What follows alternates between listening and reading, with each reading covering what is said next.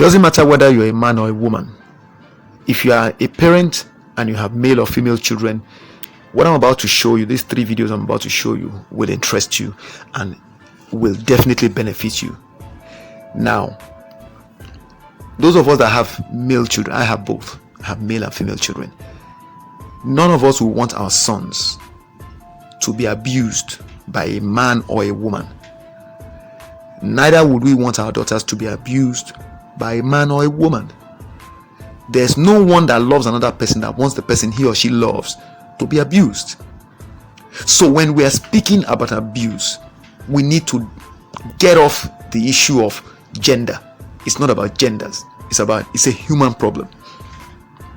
A man can be abusive, a woman can be abusive. I've said this in so many of my videos on domestic violence against men. And even when I talk about domestic violence against men, I acknowledge the fact that there are women who go through abuse at the hands of men. So there are bad men and there are good men. There are bad women and there are good women.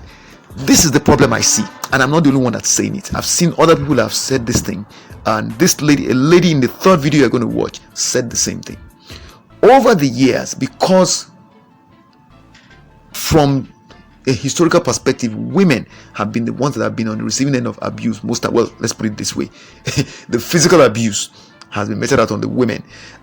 We now understand that there's a lot of verbal, psychological and emotional abuse that can over time lead to physical abuse happening. And there's another video I did which I was reacting to a video, a kind of a skit done by a husband and a wife, in which they talked about the fact that you could have a situation in which the woman pushes the man to the wall until he snaps. And there's a professor in the UK, University of West London, Professor Amanda Banks, that I always quote in my speeches, who said something about that same situation being the cause of many of the cases of abuse we know about as it relates to women. That many times the man is fingered as the culprit, the abuser, but in actuality, what we're seeing in the physical realm where he hits out at the woman is a result of a prolonged period of exposure to verbal, emotional and psychological abuse by the woman in the home. So like the professor said, and this is a female professor in University of West London, she said, we're treating the symptoms, we're not treating the cause. So what you're about to watch are 3 videos, and I want to just give you a breakdown of what the videos are about. The first video is a video in which you see a man sitting down, and I don't know, wife or girlfriend is physically assaulting him. This video was sent to me by a friend who is based abroad. I don't want to be specific because I don't know whether or not he wants to be identified. It doesn't matter anyway, but the point is I don't want to mention his name. And he sent me this video, and I tell you, I was in shock. I am a person that has suffered significantly serious physical abuse, psychological, emotional and verbal as well. But I've suffered physical abuse to the point of having hot water poured on me by my ex-partner, having complete dislocation of my left elbow. I had to go to the orthopedic hospital, and I was there overnight, and it took me about 3 weeks to heal. I've gone through all kinds of crazy stuff, and yet I was traumatized by this video, because in the case of this man, I could see that the man was literally just restraining himself. He didn't want to hit, but he was holding on to himself, and this one was assaulting him repeatedly. So that's the first video you're going to watch. Let's watch it. Give me the copies. You know where I should be. You know where I should be right now. You know where I should be. Don't tell me shit. Don't tell me shit. Don't tell me shit. Give me these car keys and you go. Don't tell me shit. Told you that I do not even want to be there. I told you that. I want the car keys. I want to go fetch my bag. Now you've watched it. One of the things I try to do with these videos, I don't want to interrupt, so I just let the video run. It's a very short video. I'm sure you agree. You could see the way the woman was going on. Give me the keys. And because he wouldn't give her the keys, or he was slow in giving her the keys, she slapped. She even slapped the glasses off his face, and he picked it up and she still slapped him on the back of the neck. This guy was like, it's not, if you look at them in terms of size, you will agree with me that man, if he lost control, he could probably destroy that woman. But the confidence she had, the thing that gives her the confidence to hit him like that, without any restraint, without exercising any restraint at all, is that she knows, or should I say she knew, that they were in an environment, a society where if he dared do that, he was most likely going to be blamed for it and probably prosecuted for doing so. That's definitely not in Africa, though we are beginning to copy some of the madness from the Western world now. In a place like Lagos State, that's where they want to tell you you're not supposed to beat a woman. Like you're going to see another video. That's going to be the, let me see now. Okay, yeah, it's going to be the next video. You're going to see a different kind of man, also in Western world, but he wasn't prepared to follow all those norms, so he responded appropriately. Let me let you watch it. Let's watch this next video. But the memo lie now. Madame no suru si ema for work on. Yeah, don't touch my babe. Don't touch my babe. Yeah, just glasses me.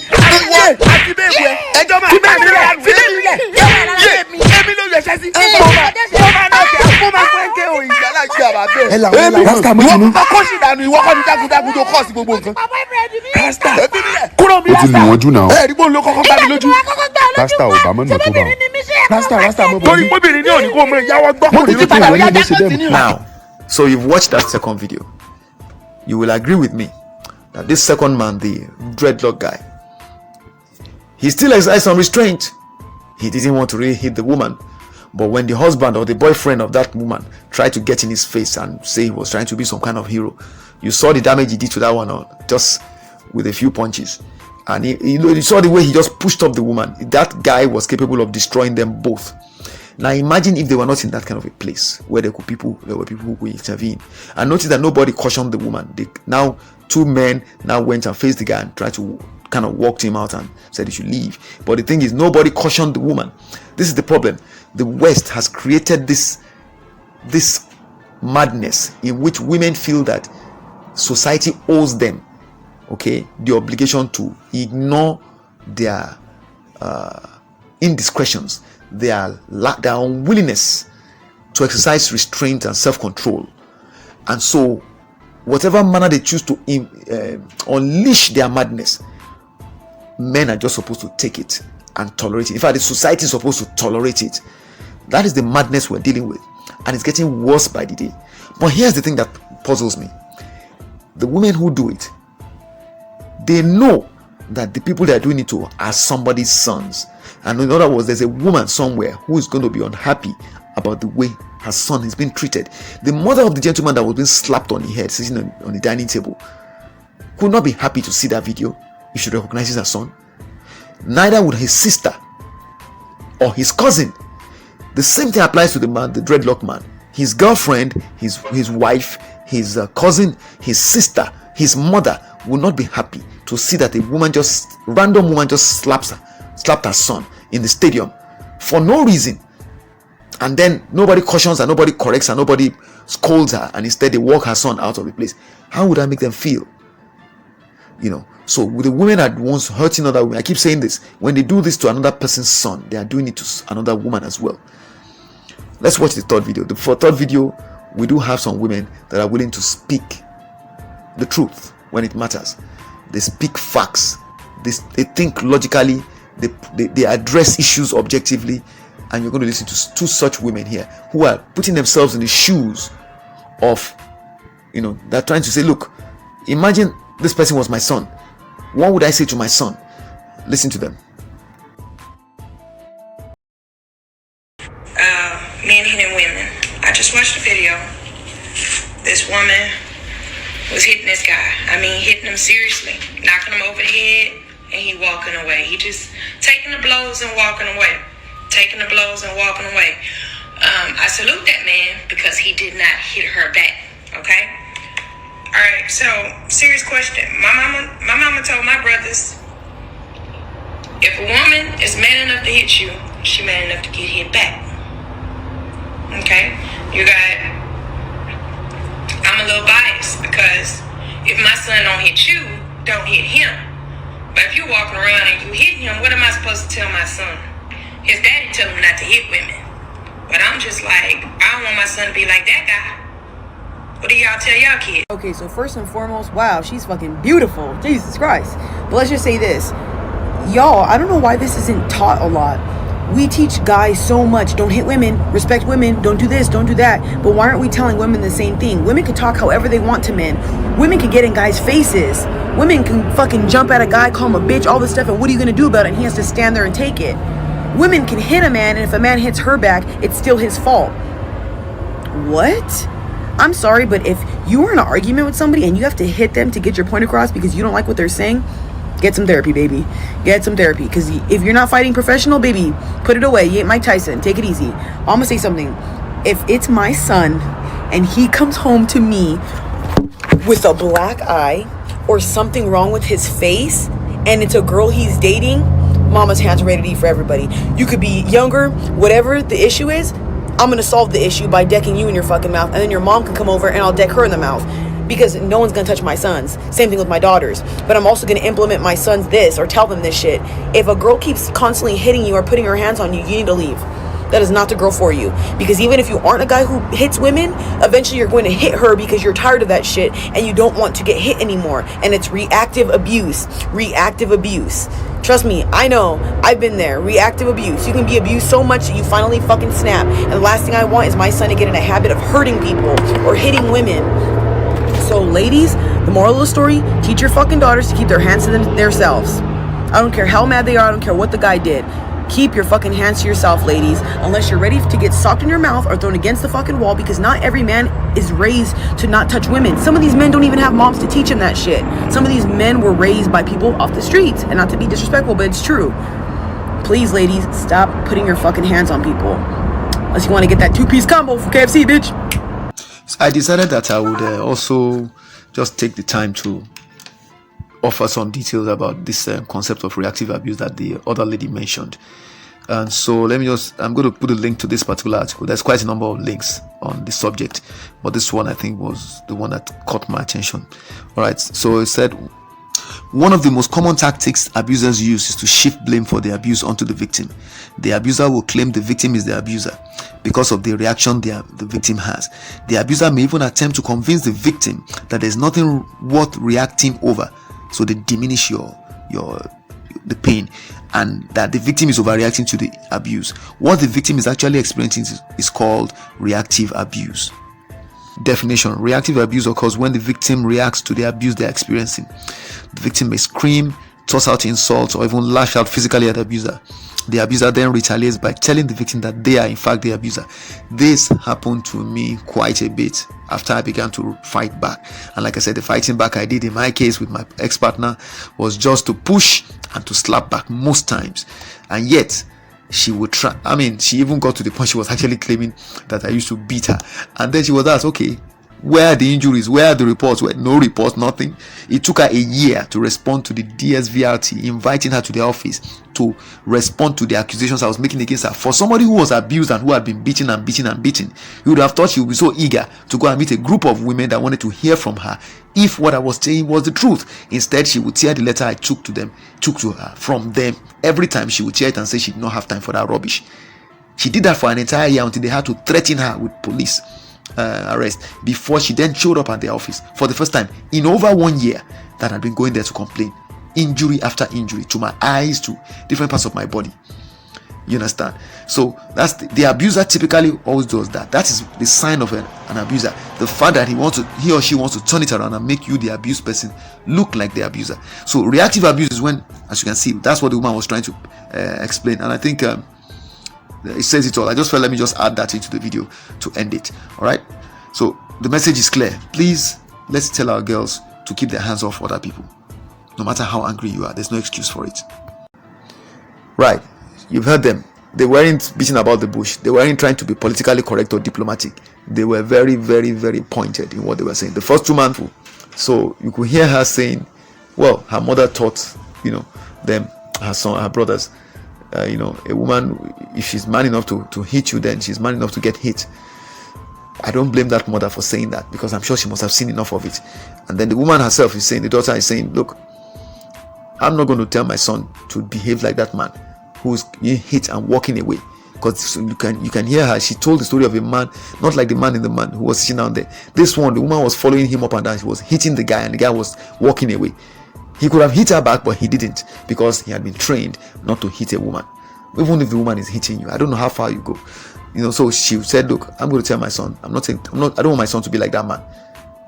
I remember in my case when people were talking to me. I remember I even had my landlady telling me, "Mr. Shalagbade Okinshokuni, you're not a man." I had police people laughing at me, mocking me, telling me, "Oga, the shame your wife they beat you up." So many people did that to me. It didn't bother me. I had made up my mind. It wasn't that I didn't hit her. I mean, look, for years I would not hit her back. But from I think 2017 was when I began to hit back. And how did I hit back? I would just basically slap her back. That was all I did most times. Or push. That was the worst I did. And she used to mock me about it, because she knew that I would not do it. And that was what emboldened her the more. And that's what I'm saying about society. We've pushed this lady, we've given these ladies the assurance that they can get away with literally anything, so long as they play what they call the woman card. So the other woman, you can hear her speaking. She also has her kids. She has her own sons. And she's making it very clear. I will take it personal. And she's saying it there that, look, some of the men you are busy trying to hit don't even come from backgrounds where they've been told not to hit women. They'll probably kill you. The red rug guy is probably one of those guys. They're even lucky he was exercising restraint with the woman. He could probably have punched her lights out. So all in all, what I'm trying to say is this: there's no excuse. All right, no excuse, absolutely no excuse for you to lay your hands on anybody because you are angry. If you are angry, walk away. But you have no right to hit anybody when the person has not hit you. Women feel that they have the right to say anything they like with their mouth, and they don't expect the man to hit them for it. Now, why should they feel that they have the right to hit the man if he says something to them? He didn't touch you, and yet you are hitting him. Why should he be accept to be hit by you when he didn't lay a finger on you, but you cannot accept to be hit by him when you don't lay a finger on him? That's why I like to end, or I would like to always bring up the issue of the definition of a battered man, because that man in this video, the man in the first video, is a battered man. That's the typical profile of a battered man. And we're being told by some women, these feminists, that it's not possible for a man to be a battered man. Men cannot be battered. It's only women. Well, it's not that a man on his own had the willingness to do the same to the woman, and he could have done it, but he didn't do it. So he's a battered man, because he knew that if he did it, he would probably end up getting blamed and probably prosecuted and locked up. So he didn't do it. So he's a battered man. But let's look at the definition. I like to read out this definition all the time, because it really presents it in a manner that's easy for people to comprehend. And let's understand, a man can be battered, a woman can be battered. And what we're saying is that there's no reason for either gender in a relationship to become a battered person. And we need to tell each other to exercise the necessary restraint. No matter how angry you are, there is absolutely no excuse for you to hit another person. So let me just read out this. I like to end with this because I think it will just provide a fitting conclusion to this discussion. All right, who's a battered man?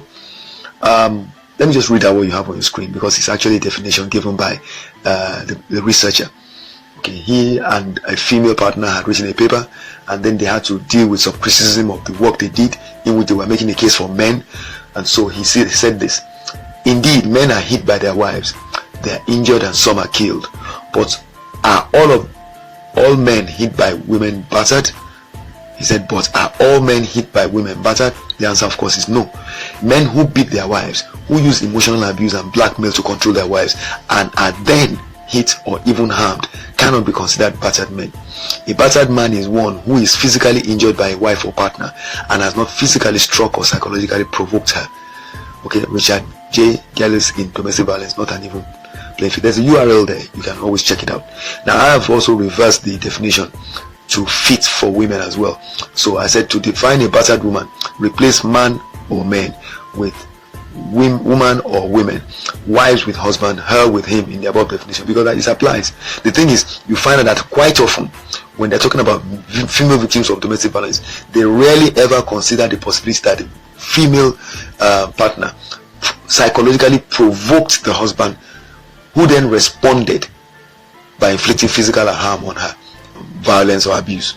So you tend to find that the man just gets harassed and judged and punished for physically attacking, but when the woman physically attacks, then we're trying to make the case that from this definition that, oh, he psychologically provoked her. But women are more gifted in doing that than men. They are gifted in the use of the tongue and emotional manipulation. So let's be real, this definition should apply to both men and women equally.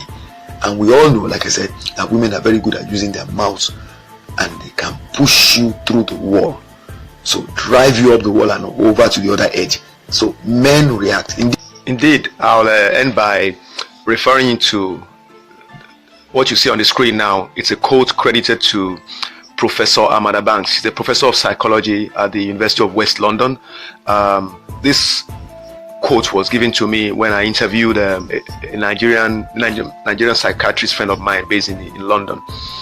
He had gone to attend a master's degree program, right, at the University of West London. So when she came in to run her own course program with them, during, I think he said it was the second day, he said, Amanda Banks said the following words. So I'm going to read them out to you. When you talk of abuse, the victims of abuse have been men. What you see as physical violence at home is usually a response of the person who has been pushed beyond limit. You are treating the symptoms, you are not treating the cause. All right. And just to drive this point home, if you take a look at what she said, when you talk of abuse, she didn't say when you talk of violence, because what we define as violence tends to be the physical stuff we do that we see all the time that causes damage, the injuries and all that, the results of that. She said when you talk of abuse, so there's abuse that happens. All right. And she's saying that the victims of abuse have been men. So what you see in the physical form, so this is the manifestation of the response to abuse, is the physical violence you see from the man, and even from the woman. If the woman is psychologically provoked, like the other definition I gave you said, about the battered man, it's the same thing. The provocation happens psychologically, emotionally, verbally. You understand? And that's it. We need to keep that in mind whenever we're talking about violence and abuse and all that between the people belonging to the male and female gender. It's not restricted. It's not one that the males are the ones that are perpetually able to do it. It goes either way. It depends on the individual and the kind of upbringing they had. That's my point.